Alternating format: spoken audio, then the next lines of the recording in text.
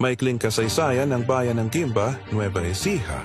Ang Guimba ay dating isang ligaw na lugar na puno ng kagubatan sa hilaga at timog ng Ilog Binituan.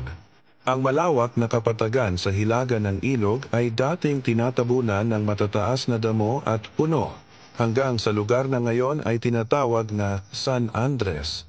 Mula rito pa hilaga hanggang sa talugtog, makikita ang makakapal na kagubatan na tirahan ng iba't ibang hayop na ligaw. Karamihan ng mga unang nanirahan ay galing sa Ilocos Region at Pangasinan. Pangunahing pamilya o clans ay ang mga Ramos, Sawits at iba pa. May mga taga San Miguel at Bustos, Bulacan rin na nanirahan. Kabilang ang mga pamilyang De La Cruz at Di Guzman na tumira sa barangay na ngayon ay San Miguel.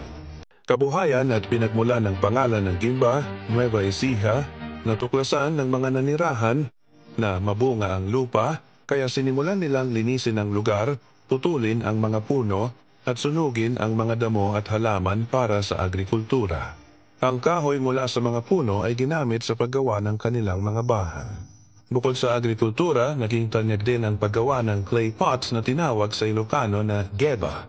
Ang orihinal na pangalan ng lugar ay San Juan, bilang parangal sa patron saint na si San Juan Bautista. Nangabalahin ng mga tao sa paggawa ng palayok, tinanong ng mga dayuhan ang pangalan ng lugar. Sa hindi pagkakaintindihan, sinagot ng mga tao na Geba dahil inakala nilang tinatanong kung ano ang ginagawa nila. Inulit ng mga dayuhan ang pagbigkas na Gemba, na kalaunan ay kumalat. Pinagsama ang lumang pangalan at ang tawag ng mga dayuhan, San Juan de Guimba.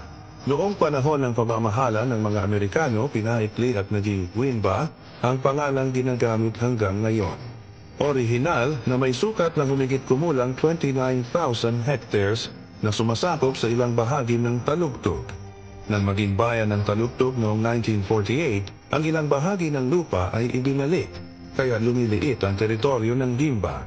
Ang Guimba ay independent municipality mula 1865. Source: official website ng bayan ng Guimba,